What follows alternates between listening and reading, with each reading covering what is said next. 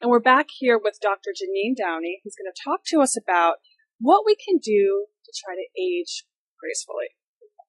So, I mean, the bottom line is it's your genetics. You do age somewhat like your parents, like it or not. It's your exposure to sun and your exposure to cigarette smoke. So those people that tan, they're going to be more wrinkled, and they're probably going to have more skin cancers as well.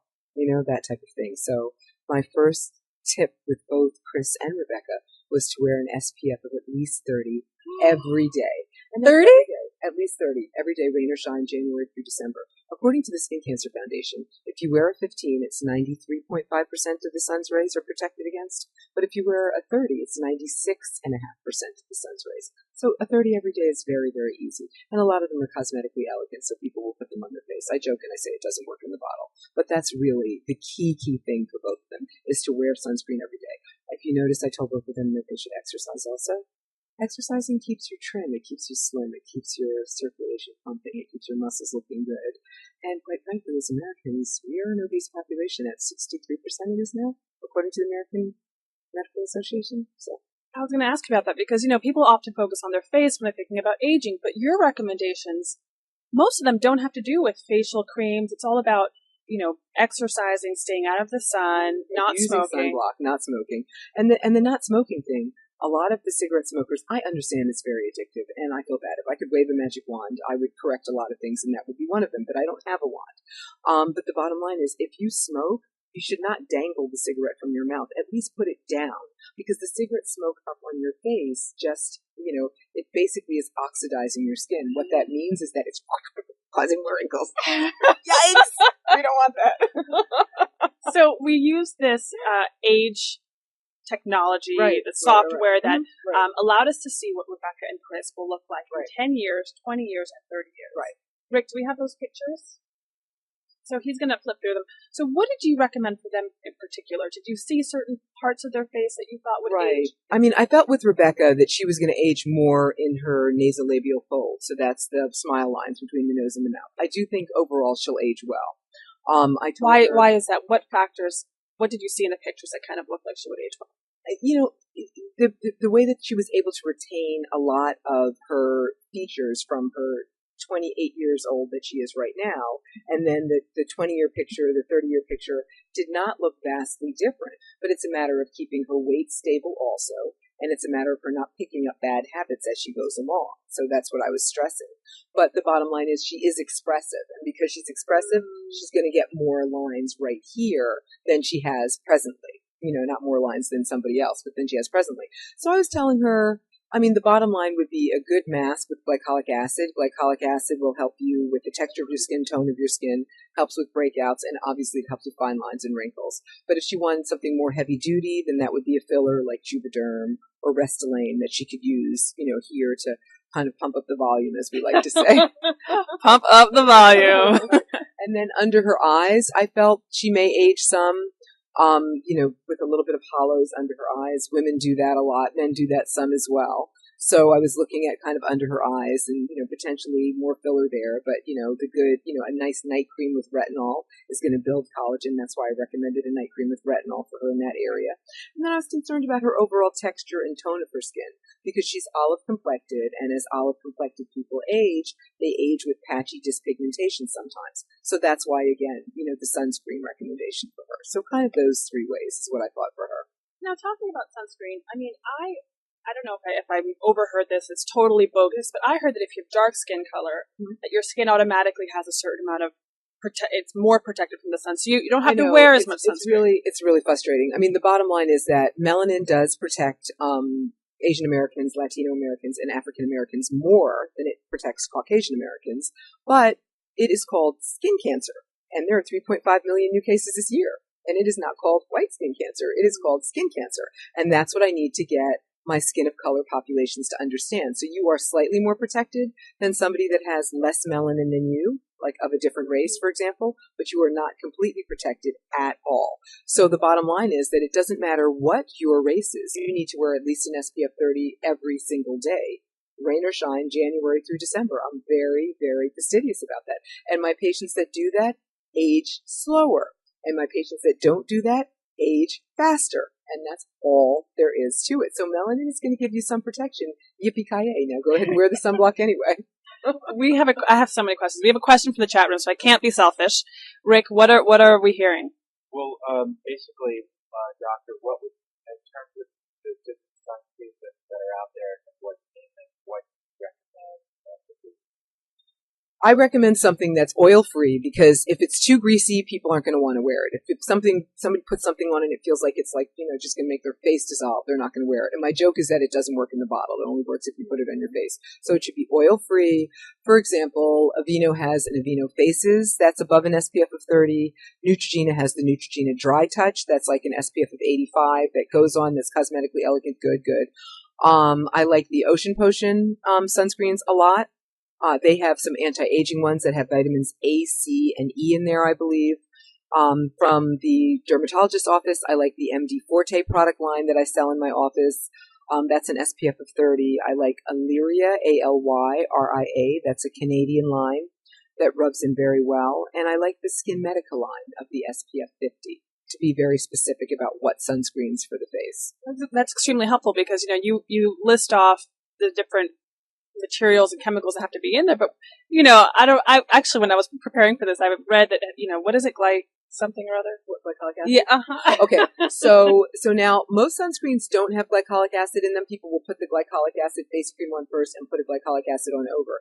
But if you think about it for a second, sunscreen over time decreases fine lines and wrinkles, as does glycolic acid. So the two of them work in tandem very, very well together. So you put one on with the other. I mean, the bottom line is, when you get in your car, you don't think to yourself, well, I'm in a safe SUV, so let me not buckle up today. Right. I have airbags. Yeah, I do airbag. I have airbags, so therefore, exactly. Right. And that's exactly what I'm talking about, Now, my roommate recently got me into using night cream, and I kind of thought night cream was something for like my grandmother. I mean, when is the right age to start thinking about taking preventive measures to try to age well? 20. I'm late, Rick. I'm late. Me too. So, I mean, because if you think about it, you start getting a little bit more serious around the time you graduate from college, which is around 21 to 22 for most people, right? At that point, you need to take a look in the mirror. You're going to be more marketable if you're younger looking longer. And the bottom line is that this is a recession that, well, now they say we were out of it from a year ago, but I still feel like it's a little bit of a recession. Yeah. Looking a little bit younger and a little bit better. I don't want people to alter the way they look at all. That's not my thing. I mean, I'm a cosmetic dermatologist. My thing is to make people look like themselves, but just a little younger, just a little prettier. I mean, in my family, we get this deep line this way. You know that deep line Jesse Jackson has? Oops. But that's, that deep line that he has. If I let myself get really heavy and I didn't Botox, I'd have that, that he has right there. So I've been Botoxing myself for years, like 14 years. It's ridiculous. You do it yourself? Oh yeah, just put that needle right in. You should see me. It's hilarious. Mm-hmm. See, I can't frown? That's not normal. No, I'm over 40. If I can't frown, is that true? That you can't well, see? I'm not making any expression lines. I'm not making any expression lines. And so that when you see somebody that's over 40, as I am, I admit, they're Botox. I mean, it's just the bottom line. Because after 40, you'll be having some expression lines at the very least. So that's one way that I'm helping to anti-age myself. Well, it's not natural. But it looks fine. I mean, my whole thing is to not make people look fake and not to recommend things that people need to make people look fake in terms of like the anti-aging world. And then switching to Chris for a minute. I mean, my whole thing with him, he's very athletic. He runs. I hear he shuns sweets, which is really admirable. I should have talked to him about how he's able to do that, because I'm not. But anyway, I figured we didn't have enough time on TV to discuss my love of sweets. But in any event, so Chris is going to age a little bit. This may be from squinting in here. He's already got a little bit of lines in there. And as men get older, a lot of them start to lose fat from their temples in here. So they, kind of gets a little concave. So he was saying, oh, you accuse me of having fat temples. And I'm like, no, that's a good thing. And also as men get older, a lot of them, their cheeks were up here originally, and then they start to sag and they're down here, and then they get the jowls here. So for Chris, I mean, the main things would be to use an anti-aging night cream. He needs to use an eye cream, and obviously the SPF 30 again. And then, in terms of other things that he may want to do, he may want to do a little bit of Botox here, and he may want to do some filler here. And if he starts to go hollow in here, he could do some filler up here. I would do Radiesse for him here, and I would do either Restylane or Juvederm for him up here. So those are other thoughts that I couldn't express on my quick TV segment. Now, I heard that you often ask your patients to bring in photos of their family members. Right. I do. I couldn't help myself, but I have a picture of my mom. Oh, good. Okay. Oh, she's fabulous. Thank you. Oh, I trained at Mount Sinai. Oh, did you? Yes, Oh, I was good. chief resident there. My mom's a doctor there, so there's a picture of her. Oh, nice. So Okay. what do you foresee here Okay. going on? Okay. Oh, interesting. Okay, so this is good. All right, so do you mind telling me how old you are? 25. Okay. All right. Like 2 years old. I mean, first of all, you're going to age well because look at how gorgeous your mother is. You may get a little bit going on here, and your cheeks are going to kind of start to go south. You know what I'm saying? So you're going to probably get hollow in here. So I would say probably a little bit of Botox eventually down the road. You certainly don't need it now. Frown for me. Yeah, now relax. Yeah, you can't see anything. So when you frown and it doesn't stay, it means you don't need it. By the way. And then you're going to probably go a little hollow in here. So you may want to do a filler in there later. And then, look at your mom's jawline in here. A lot of people age with the saggy, baggy jawline. You're not going to have an issue with that. Your mom looks like she put something on her neck, either night creams or sunblocks or something on her neck, because her neck looks very good too. You never want to be one of those women that's face doesn't match your neck. Okay, it's embarrassing. Just note to self. And then your mom has great hair and you have great hair. And you know thick, amazing hair is a gift from God. Not everybody has it, but if you have it, want it. It'll make you look younger longer. Well, thank you. This is a picture if everybody wants to see me with my mother. I mean, is there something to be said to just let nature take its course and not, inject and not, spend lots of money and think of things to cover yourself up? What do you say to that argument? Well, you can let nature take its course and not do any injectables, but you should still use sunscreen, which is the first thing that I talked about to begin with, because you don't want nature to take its course and you to be one of those 3.5 million new cases of skin cancer in the United States in 2010. You just don't. So I believe in letting nature take its course to a little bit, but I mean, it just depends on what you want to do. A lot of people feel better if they do a little bit of zhuzh. Like I said, you want to look like yourself, but just a little younger, but you don't want to look like somebody else. So let's talk about night cream a little bit, because when my roommate first, she's French, by the way, so they're all about the creams, as you know. And she was, first time, she's like, you don't wear night cream? I said, no. She goes, well, what moisturizer do you use? I go, I just, I have a little, Jergens, I'll just throw that on. She almost had a heart attack. Right. What is it, what's the difference between night cream and day cream? It's just thicker and people wear it at night because... Well, a lot of the night creams will have retinol in them. Retinol is inactivated by sunlight, so you can't wear that during the day. So some of the night creams are more anti-aging. Some of the night creams will have glycolic acid in them. Some of them will have retinol in them. Some of them are heavier, and they make your face shiny in the evening, that type of thing. So that's the main differences right there. For example, one of my favorite day creams is the coffee berry extract, the Rivale Skin Intense Recovery. And that's one that I've talked about on many TV programs before. It's one that actually is a very powerful antioxidant.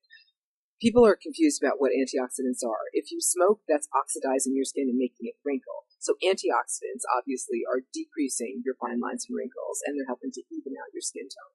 So that's one of the best on the market, and that's something that's widely sold in dermatologists and plastic surgeons' office. It's Revale, Revale, skin.com. It would be the website to look up more information about it and see a doctor in the area. And you don't even have to be a patient, but that's one of my most favorite. And the coffee berry product is one that even the most sensitive skin can use. So that's it. It's always good to get examples because, the more specific we can be, the more people can know exactly what they need to get. I use Elizabeth Arden. Do you know, is that good? Now, which Elizabeth? It's called Millennium or something like that, night cream. And that's an oil-free night cream or an oil-based night cream? I think it's oil-free. So that's good. So you're 25, so you don't need something that has a lot of hitters in it. But what your viewers want to know is, okay, what ingredients are here? Does this have glycolic acid in it? Does it have retinoid in it? Does it have licorice extract in it? Does it have olive oil in it? What does it have in it that's making it anti-age? And if you look at those products, if you look at the product kind of as I like to say, it looks like a manifest after a while because it's so long. But if you look at the top of the ingredient list, and the product is mentioned, that's the anti-aging product within the first 5 products, that's probably better than it being further down because that means there's less in it. A lot of your viewers should look for vitamins A, C, and E in the products. Those are other great anti-agers, and then just kind of go from there in terms of selecting what feels good on their skin. And if you're pimple prone, for God's sakes, don't use anything with oil in it. Use oil free. And should you change up the creams that you use every once in a while? Is it kind of like shampoo that your face gets used to the product and stops reacting to it, or? It's hard to say. I mean, some people do feel that way, but the bottom line is that there are a lot of science behind a lot of these products today, and they really do continue to work. However, there are some things that are too irritating to use every day. So maybe you just want to use some products 3 times a week, or, maybe you just reach for something when you're super dry once or twice a month. So in that way, maybe switch up. But once you find a cocktail that works for you, and I recommend people do that with a dermatologist, you tend to stick with it. And I think that's a good thing. So when you're applying your day cream, should you put the SPF under or over the day cream? It's a personal preference. A lot of my patients like to put the day cream on first, and then a sunblock on over it, and then blend the two of them together, and then put, if they're a woman, obviously, a foundation or powder on over that, and then head for the door. But it's a personal preference. And then a lot of my patients, their skin is combination to slightly oily, and they'd rather just use an SPF 30 alone, which will double as a moisturizer. So much information. I'm just trying to remember it all. Thank goodness this is being taped, so I can watch later with my notes. Because I know, those products come with, like you were saying, like a manifest, like these like manuals. Right. And I just throw them out. But to navigate, a lot of people don't understand that that's what dermatologists are there for. We trained for 3 years of residency in skin. So we can tell you, this product is great, this product isn't really doing what it says it does. And for the body also, you want to think about it. You want to put the sunblock on from here down to your décolleté, down to what's ever showing. So I have sunblock on from here to here right now. I have it on my ears. I have it on my legs. Oh, wow. Yeah. When I think about it. Yeah, ears get a lot of skin cancers. They project out from the face. You don't want somebody hacking off your ear later looking like a little dog bit it. Yikes. Well, thank you, doctor, for all of the advice. You're very welcome. I feel like I've gotten younger just listening to you. Oh, please. You're young to begin with, and you look terrific. Thank you so much, as do you. Nice to meet you. Very nice to meet you. Thanks so much.